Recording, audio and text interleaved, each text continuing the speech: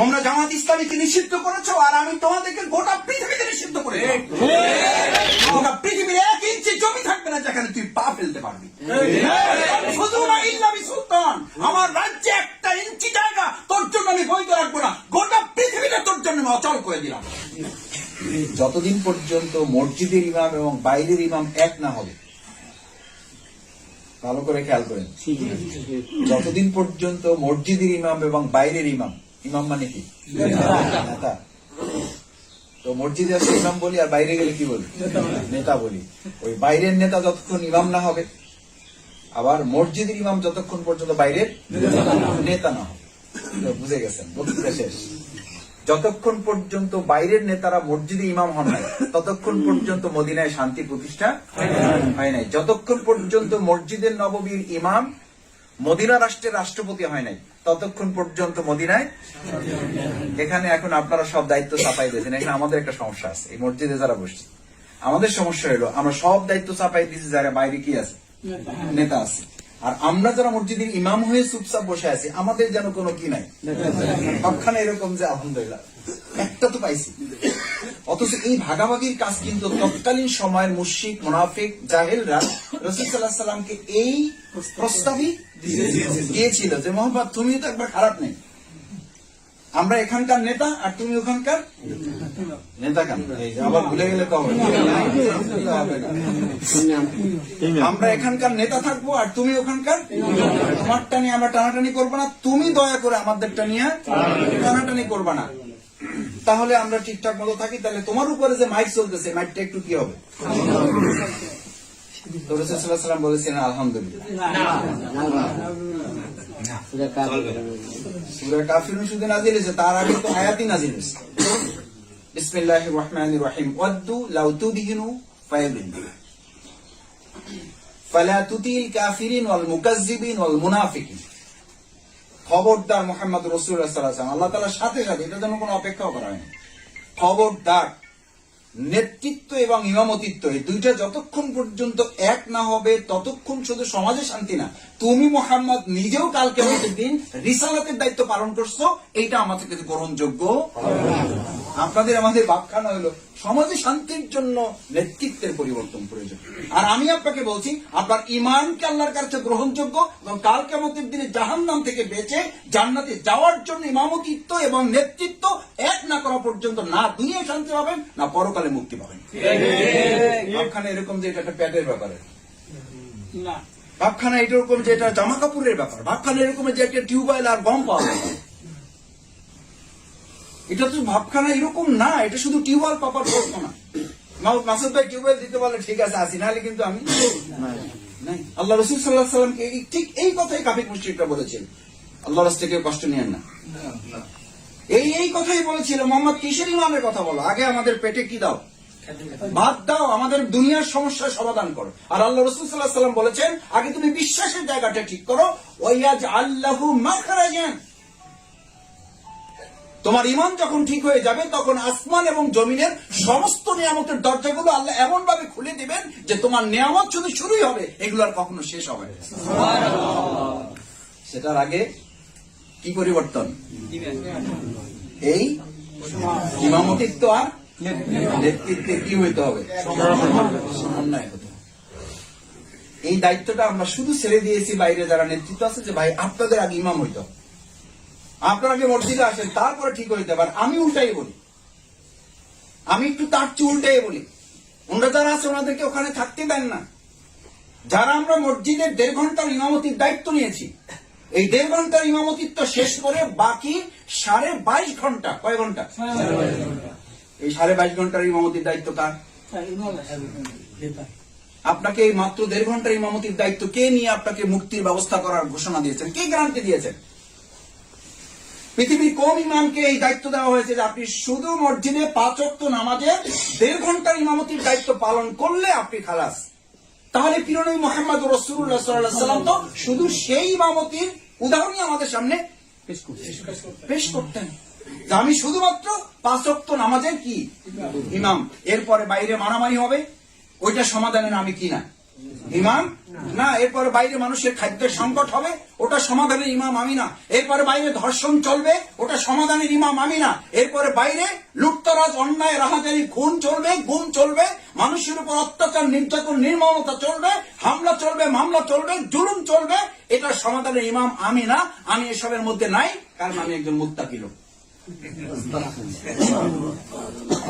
এরকম মোত্তাকি লোক শুধু যশোর, টাঙ্গাইল আর রাজশাহীতে পাওয়া যায়।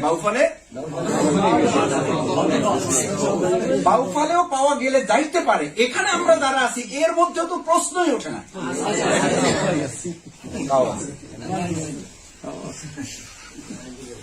আমি তো মনে করছিলাম শুধু যশোর পর্যন্ত এটা রাখলে চলে।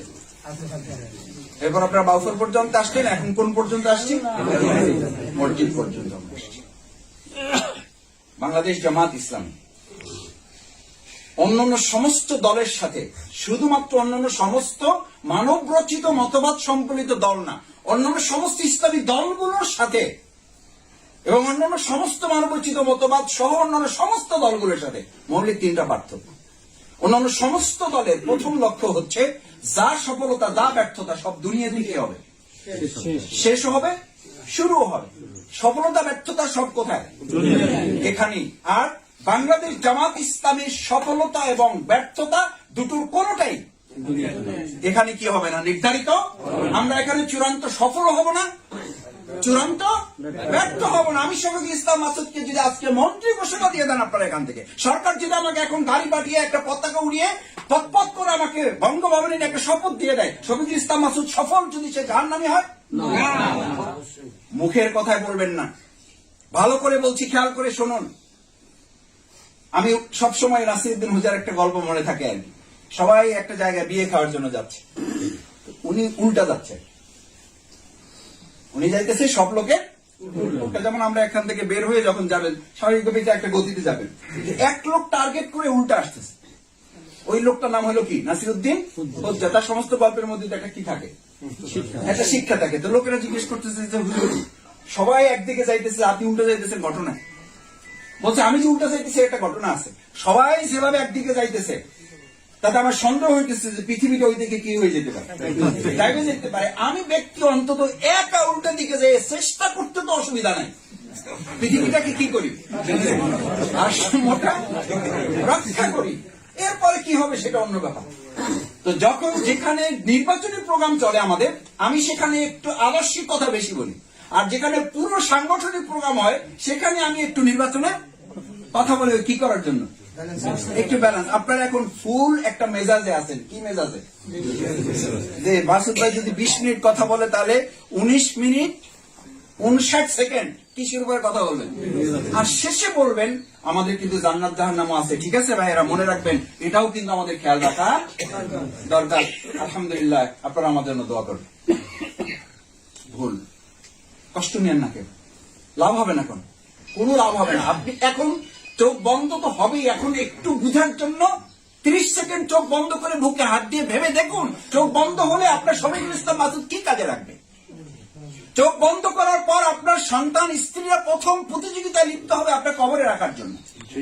প্রথম আপনার খুব কাছের মানুষ এসে হাতের ঘড়িটা খুলবে, বুকের জামার বোতাম গুলো খুলবে, মোবাইলটা পকেট থেকে নিয়ে নিবে, টাকা পয়সা মানি ব্যাগ থাকলে ওগুলো আপনার পকেটে দিয়ে দিবে। এগুলো বাইরের মানুষরা নিবে?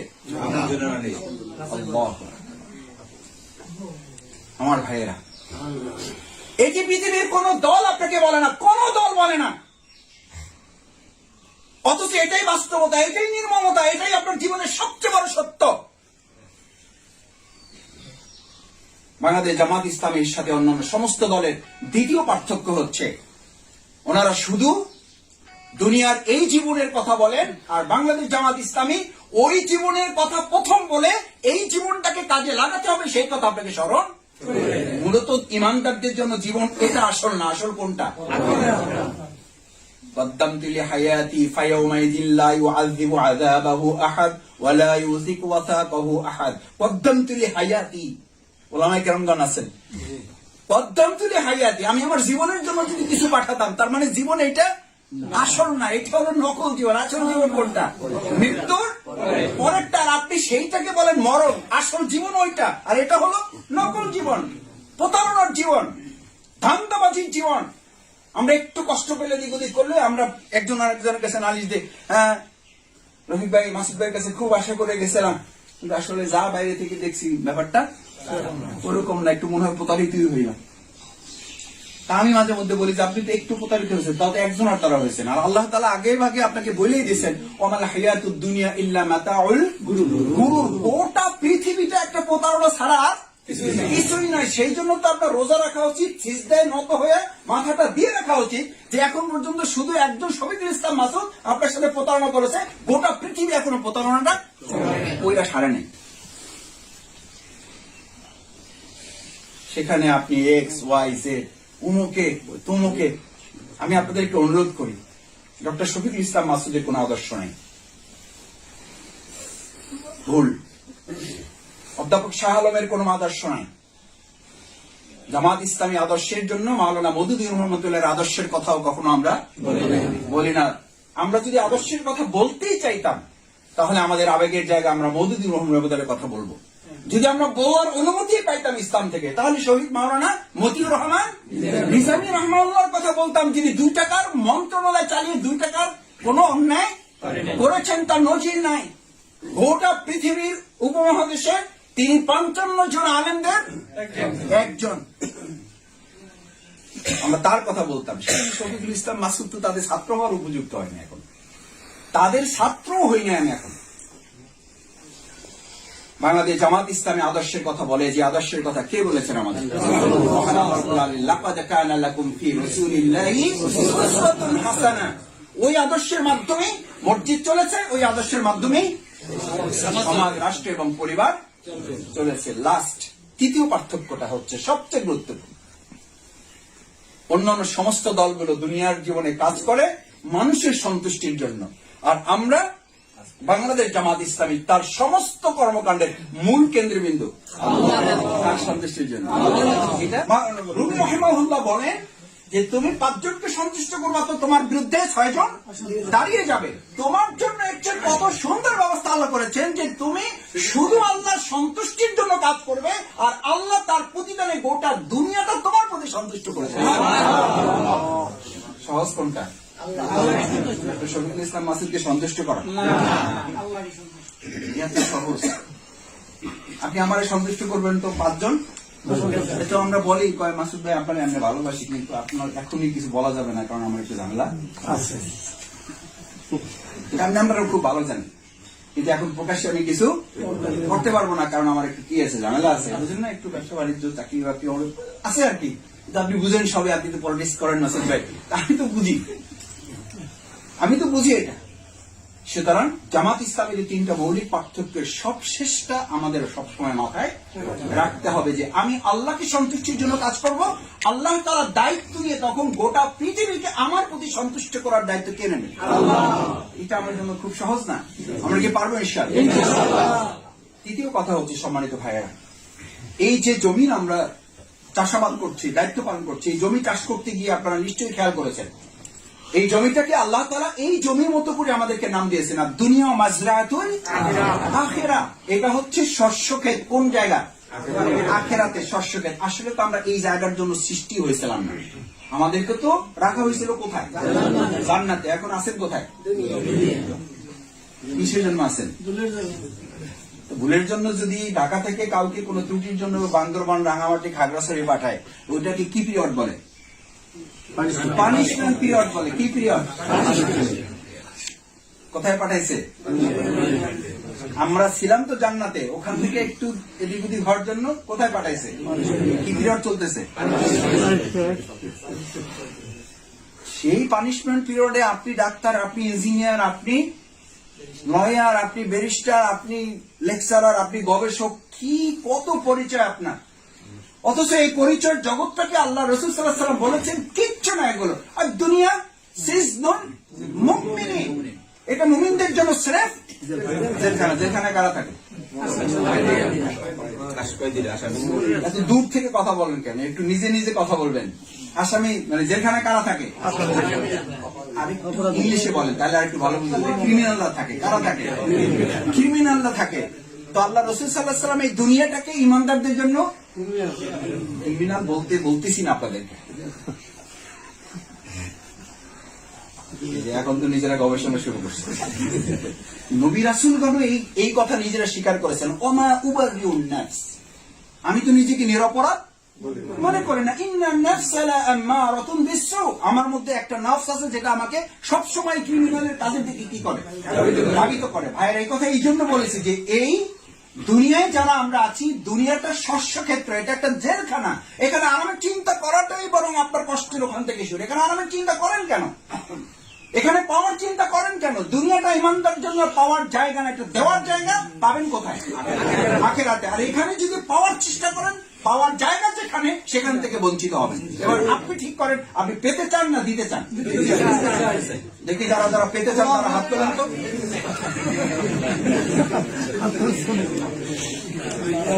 এবার দুনিয়াতে পেতে চান না দিতে চান? দেখি কারা কারা দিতে চান।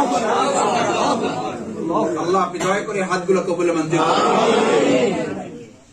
সুতরাং এখানে পাওয়ার চিন্তা করলেই কষ্ট হবে, কারণ এটা পাওয়ার জায়গা না।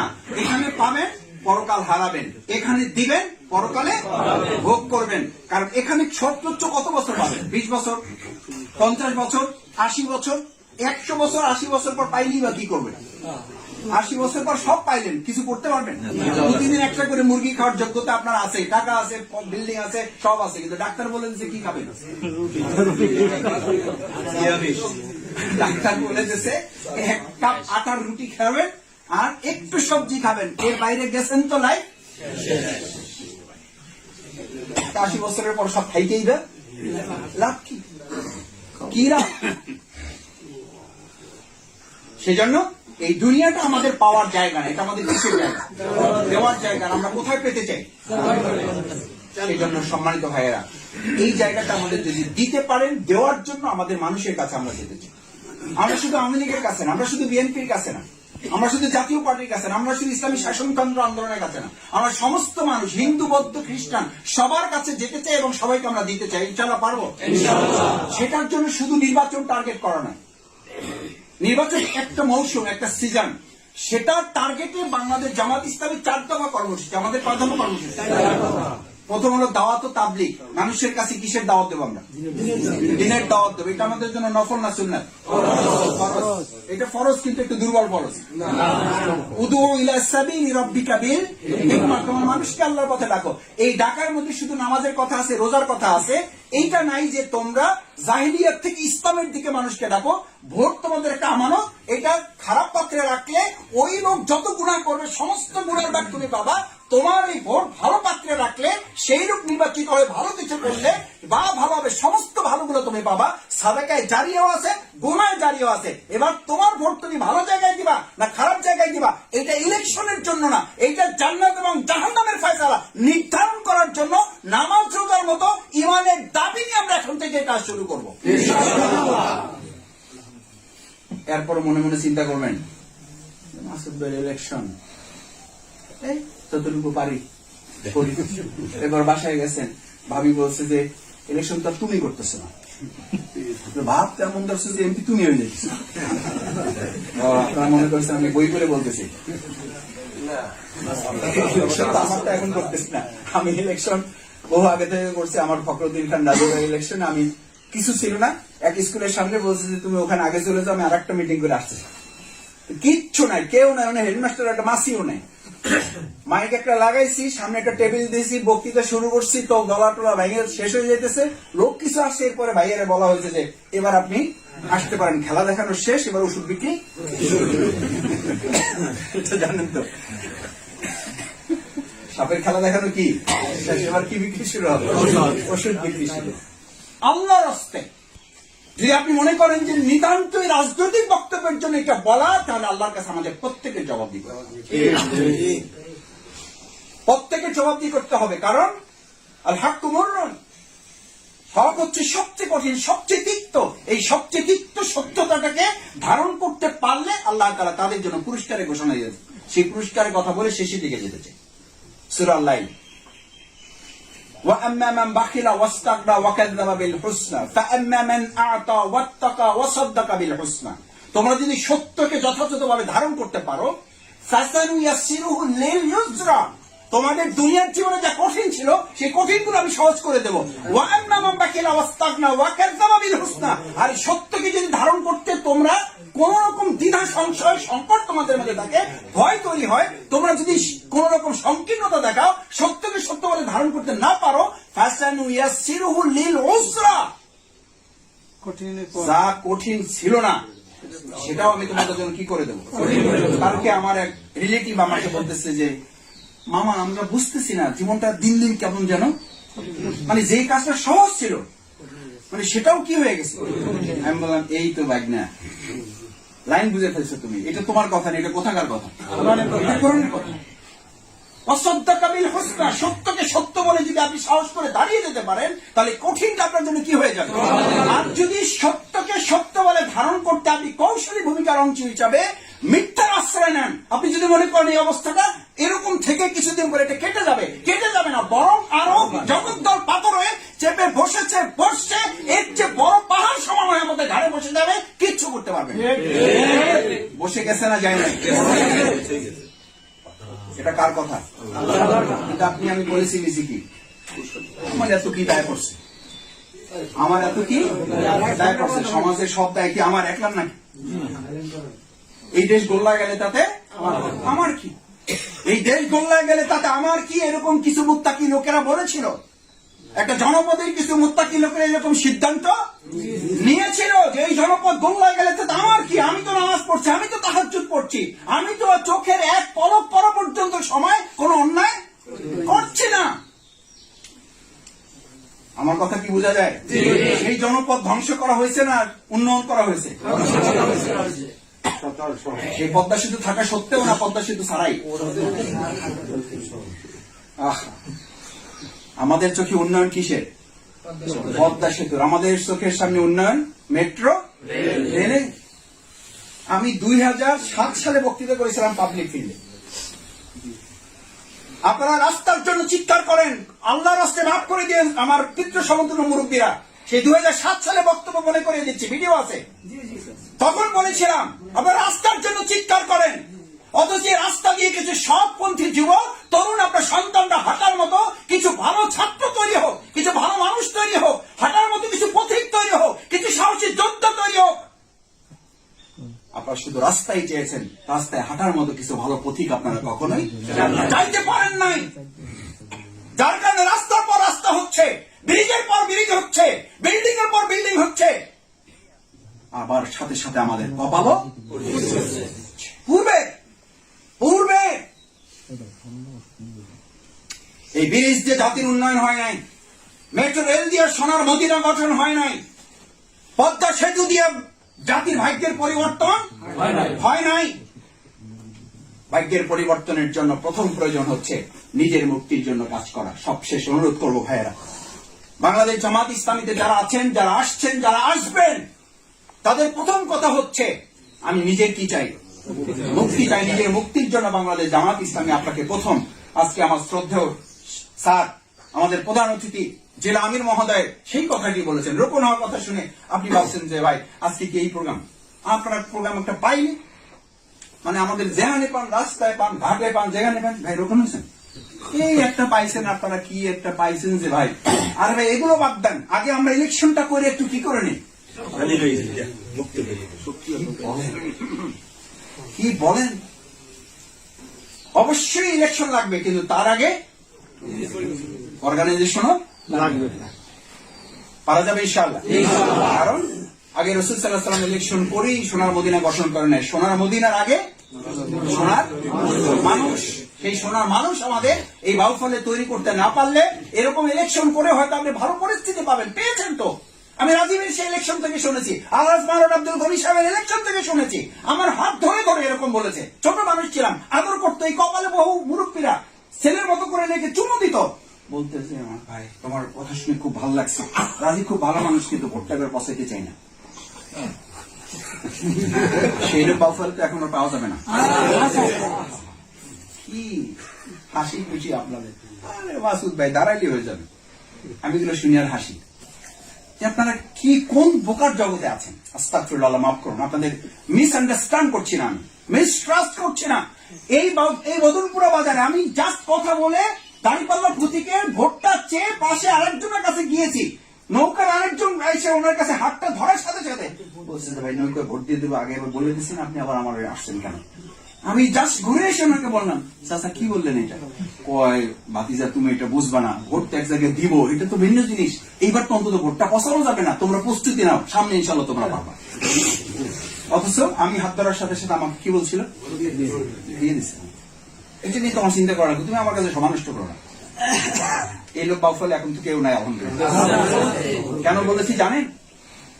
কেন বলেছি জানেন? বলেছি এই জন্য যে এখনো এই ধারণা নিয়ে বাস করেন যে মাসুদ ভাইদের মতো, ফখরুদ্দিন খান রাজি ভাইদের মতো, আলহাজ মাওলানা আব্দুল গনি ভাইদের মতো, মাওলানা রফিকুল ইসলামদের মতো, অধ্যাপক শাহ আলমদের মতো লোকদের ভালোবাসা যায়, তাদের সাথে থাকা যায়, তাদের সাথে সংসার করা যায়, কিন্তু তাদেরকে একটা ভোট দেওয়া যাবে না। কারণ ভোট দিলে ভোটটা কি হবে? এই পচা ভোট থেকে এই পচা ইমানের লোকদেরকে আগে বের করে না নিয়ে আসতে পারলে আপনি এরকম হাজার হাজার শফিকুল ইসলাম মাসুদ বাউফলে নিয়ে আসতে পারবেন, কিন্তু এই জাতির পরিবর্তনে কোনো ভূমিকা রাখতে আমরা পারা যাবে ইনশাআল্লাহ। সম্মানিত ভাইরা, আমি আপনাদের অনুরোধ করতে চাই, আসুন আজকের এই সামগ্রিক পরিস্থিতি সামনে রেখে আল্লাহ তাআলা এতটুকু ভালো অবস্থা দিয়েছেন যে আল্লাহ তাআলা এতটুকু সময় নিরাপত্তা দিতে পারেন, সেই আল্লাহ তাআলা গোটা বাংলাদেশকে নিরাপদ করে দিতে পারেন না? দিবেন ইনশাআল্লাহ। যারা আমাদেরকে বাংলাদেশে আটকে দিয়েছিল, গোটা পৃথিবী তাদের কাছে এখন অচল হয়ে গেছে। গোটা পৃথিবীতে তাদের পা ফেলার জায়গা আল্লাহ তাআলা দিয়েছেন। ফানফুজু লা তানফুজুনা ইল্লা বিসুলতান। তোমরা জামাত ইসলামীকে নিষিদ্ধ করেছো, আর আমি তোমাদেরকে গোটা পৃথিবীতে নিষিদ্ধ করে আরো করবে। বহু আগে বলেছিলাম, এই বক্তৃতা এখানে করে গেছি, এই আয়াত বলেছিলাম সূরা রহমানের। এগুলো দুনিয়ার কোন শাস্তি নয়, এগুলো আল্লাহ প্রদত্ত শাস্তি। ইয়া মাশার, এই মাশার র্যাবের ডিজিকে বলা হয়েছে। ইয়া মাশার, এই পুলিশ প্রধানকে বলা হয়েছে। ইয়া মাশার, এই সিসি প্রধানকে বলা হয়েছে। ইয়া মাশার, এই প্রাইম মিনিস্টারকে বলা হয়েছে। কিসের ক্ষমতা তো? আমি এক সিগন্যাল দিলে শুধু বাংলাদেশটা, গোটা পৃথিবীর 1 ইঞ্চি জমি থাকবে না যেখানে তুই পা ফেলতে পারবি। সুলতান, আমার রাজ্যে 1 ইঞ্চি জায়গা তোর জন্য আমি বৈধ রাখবো না, গোটা পৃথিবীটা তোর জন্য আমি অচল করে দিলাম। দিয়েছেন না, দেন নাই? সুতরাং হতাশার কিছু নাই। একটা কথা বলে রাখি, এমপি, মন্ত্রী, চেয়ারম্যান, উপজেলা ভাইস চেয়ারম্যান, বাউফল পৌরসভা চেয়ারম্যান এবং 4টা ইউনিয়নের ইলেকশন, কথা একটাই, সেটা হচ্ছে আগামীর দিন এখন থেকে গোটা পৃথিবীর প্রত্যেকটা মুহূর্তে ইসলামের মুহূর্ত, গোটা পৃথিবী ইসলামের জাগরণ তৈরি হয়েছে। সমস্ত জায়গায় আজকে ইসলামের রেশিও বেড়ে গেছে। যুবক যুবতী তরুণীদের মধ্যে ইসলাম গ্রহণের সংখ্যা কয়েক শতগুণ বৃদ্ধি পেয়েছে। বাংলাদেশকে আর থামিয়ে রাখা যাবে না। যারা বলে মুক্তিযুদ্ধের চেতনায় আমরা উজ্জীবিত, আমাদেরকে দাবিয়ে রাখা যাবে না, আমরা বলি সোনার মদিনার সেই স্লোগানে আমরা উজ্জীবিত, আমাদেরকে দাবিয়ে রাখা যাবে না। আমাদেরকে দাবিয়ে রাখতে পারবে না, কারণ আমাদের কাছে ইসলাম ছিল, আমাদের কাছে ইসলাম আছে, ইসলাম থাকবে, ইসলামই বিজয়ী হবে। সেটা বাউফল থেকে শুরু হবে। আসসালামু আলাইকুম ওয়া রাহমাতুল্লাহি ওয়া বারাকাতুহু।